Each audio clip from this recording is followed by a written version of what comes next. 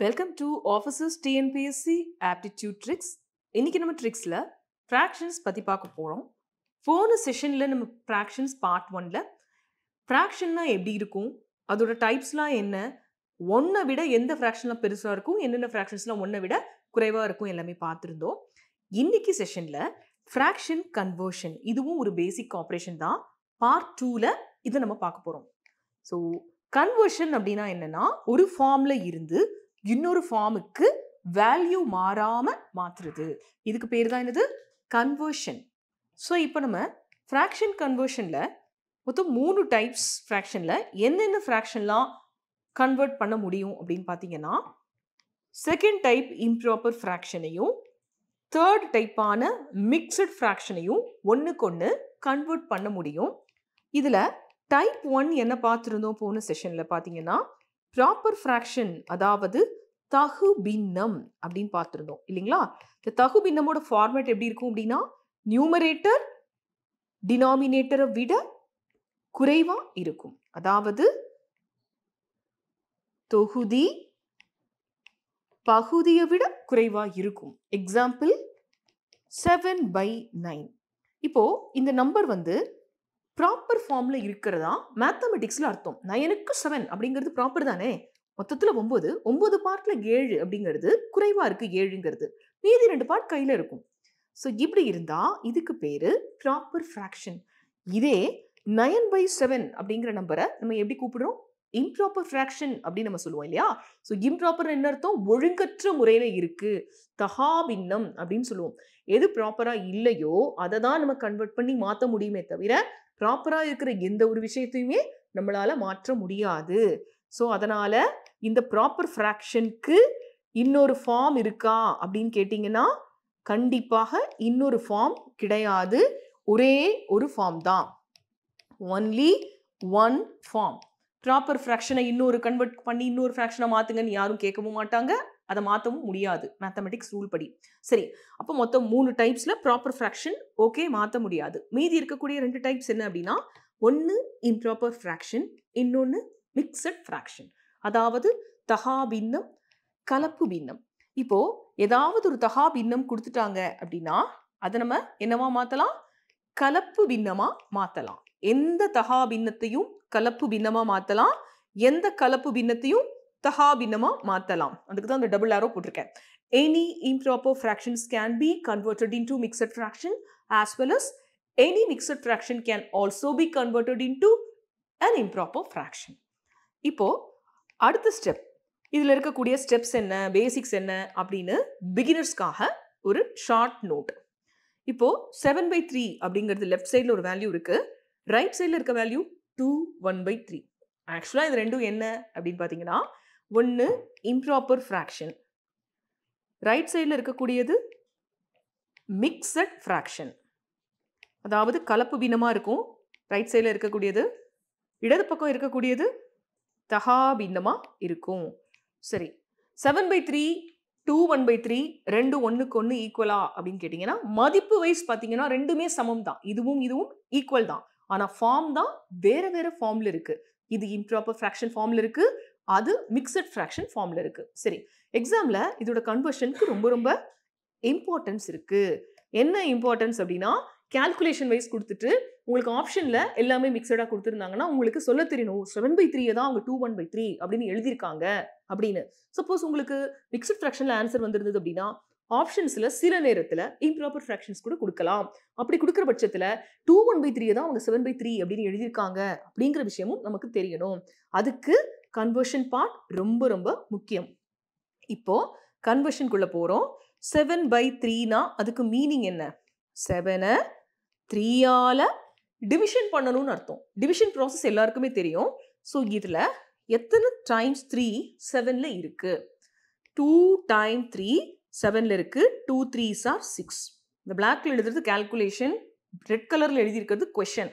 So 2 3s are 6 போக மிச்சம் எவ்வளவு, ரிமைண்டர் 1, தமிழ்ல மீதின்னு சொல்லுவோம் இல்லையா.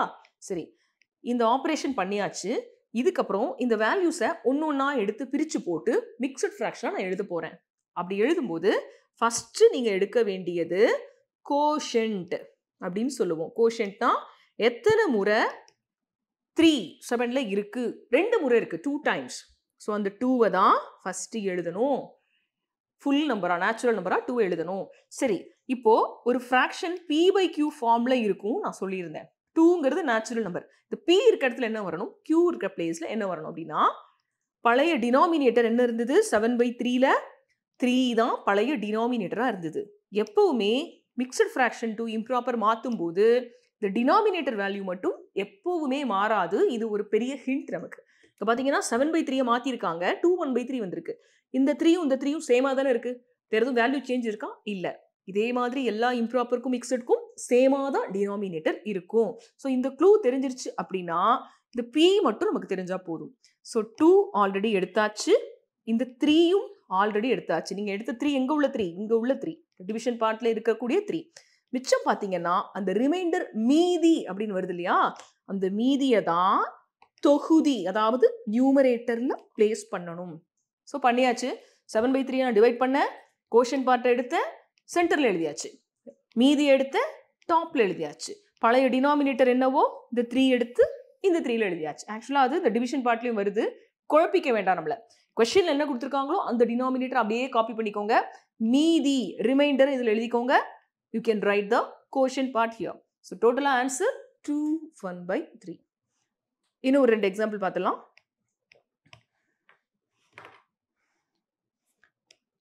அடுத்தது ஒரு இம்ப்ராப்பர் ஃப்ராக்ஷன். இதை எப்படி நம்ம மிக்சட் ஃப்ராக்ஷனா மாத்துறது? 16 டிவைடட் பை 9, அதுதான் இந்த 16/9ஓட மீனிங். இப்போ 9 டேபிள் சொல்லி பார்த்து எத்தனை டைம்ஸ் 9 16ல இருக்கும்னு எடுக்கலாம், இல்லை டைரக்டாவே 1 டைம் 9 தான் இருக்கு, பேலன்ஸ் 7 அப்படின்னு எடுக்கலாம். ஸோ இப்போ இதில் கோஷன் பார்ட் அப்படின்னு சொல்றதுல எத்தனை டைம்ஸ் அப்படிங்கிறது அதை தான் எடுத்து எழுதணும். அதுக்கப்புறம் இந்த மீதி ரிமைண்டர்ல வந்திருக்கிறத 7 மேலே எழுதணும். பழைய கொஸ்டின்ல பழைய டினாமினேட்டர் என்னன்னு பார்த்து அதை அப்படியே எழுதினாலும் ஓகே, இல்லை இந்த இடத்துல ஆர்க்குள்ள இருக்கு இல்லையா 9, அதை எடுத்தாலும் ஓகே. உங்களுக்கு எது கம்ஃபர்டபுளாக இருக்கோ அதை நீங்கள் எடுக்கலாம். ஆன்சர் 17/9. 17/9 எதுக்கு ஈக்குவலாக இருக்கும்? 16/9க்கு ஈக்குவலாக இருக்கும். ரெண்டுமே ஈக்குவல் வேல்யூ தான், ஃபார்ம் தான் வேற. இம்ப்ராப்பர், இது மிக்சர். இப்போ அடுத்தது தேர்ட் எக்ஸாம்பிள் பார்க்கலாம். 15/7 அதை மாற்றினா 2 1/7 வருது. வேல்யூ மாறாமல் நமக்கு ஃபார்மை மட்டும் மாற்றிருக்கும். இதுக்கு பேர் தான் கன்வர்ஷன். சரி, இதையும் நான் ஒரு தடவை பண்ணி காமிச்சிடுறேன். ஸோ 15 7ஆல் டிவைட் பண்ணும்போது 2 times 7 is 14, balance is 1. So இப்போ டாப்ல இருக்கிற 2வை நம்ம எழுதணும். அதுக்கப்புறம் மீதி அப்படின்னு வருதுல 1, அதை இங்கே எழுதணும். பழைய டினாமினேட்டர் என்னன்னு பார்த்து அந்த 7 அப்படியே கொண்டு வந்து நான் இங்கே எழுதிடுவேன். That's all. 2 1/7 is the answer for this.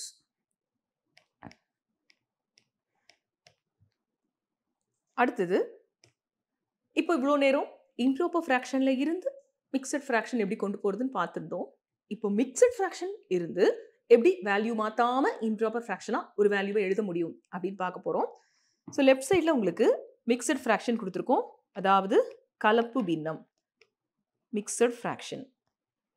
Right சைடில் அதோட இம்ப்ராப்பர் ஃப்ராக்ஷன் வேல்யூ கொடுத்துருக்கோம், அதாவது தகாபின்னமாக இருக்குது. ஸோ இப்போது இதை எப்படி பண்ணுறோம் அப்படின்னா 2 1/3 அதான கொடுக்கப்பட்ட மதிப்பு.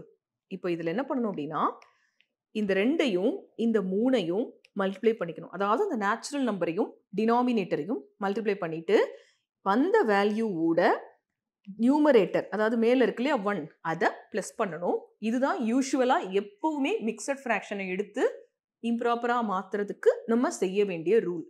ஸோ இந்த 2 × 3 உங்கள் ரெஃபரன்ஸ்க்காக எழுதுகிறேன், ப்ளஸ் 1. 2 3s are 6 + 1 7.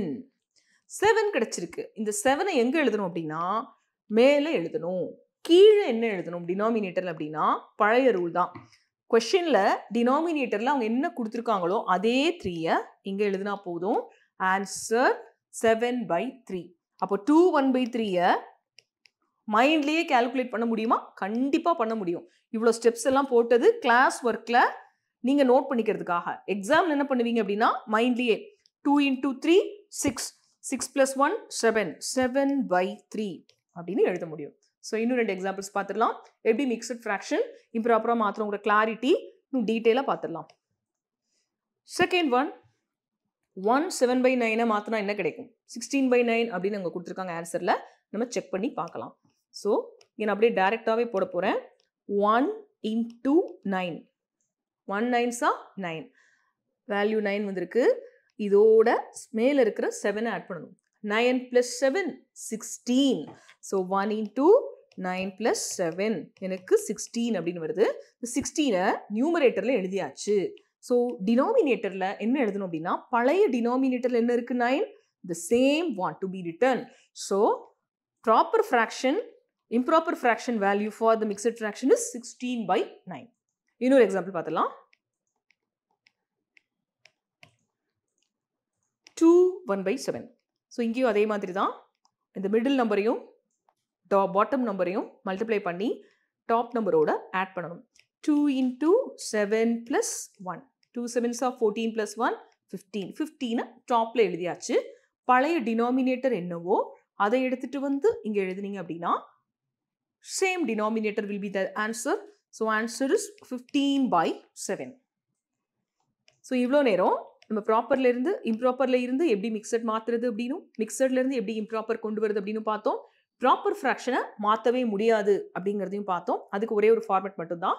சரி, போன வீடியோஸில் கேட்ட கேள்விக்கு உண்டான ஆன்சர்ஸ் இப்போ பார்த்துடலாம். Which of the following is an improper fraction அப்படின்னு கேட்டிருந்தோம். கீழ்கண்டவற்றுள் தகா பின்னத்தை கண்டறிக. So option A B C D. இதில் தகா பின்னம்னா எப்படி இருக்கும்? முதல்ல நியூமரேட்டர் டினாமினேட்டரை விட பெருசாக இருக்கும். ஸோ ஃபர்ஸ்ட் இருக்கிறது தகா பின்னம் கிடையாது. செகண்டு நியூமரேட்டர் குறைவாக தான் இருக்குது. தேர்ட் ஒன் இன்னும் செக் பண்ணலை. Fourth one mixed fraction.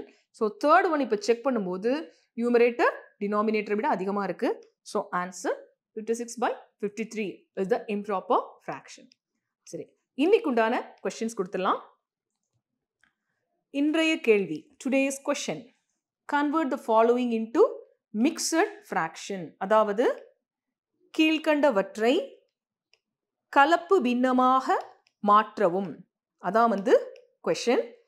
So கொஸ்டினில் உங்களுக்கு 3 கொடுத்துருக்கேன், 2 கொஸ்டின் கொடுத்துருக்கேன். 17/9 அண்ட் 18/5. நீங்கள் இந்த ரெண்டுமே கலப்பு பின்னமாக மாற்ற வேண்டும்.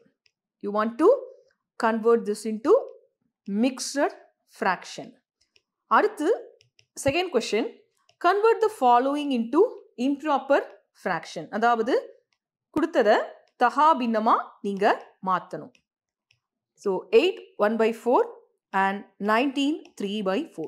ஸோ மொத்தம் 4 சப் கொஷின்ஸ் இருக்குது. உங்களோட ஆன்சர்ஸை கமெண்ட் செக்ஷனில் எங்களுக்கு தெரியப்படுத்துங்க. நெக்ஸ்ட் செஷனில் இன்னொரு ட்ரிக்கோட உங்களை சந்திக்கிறேன். தேங்க்ஸ் ஃபார் வாட்சிங்.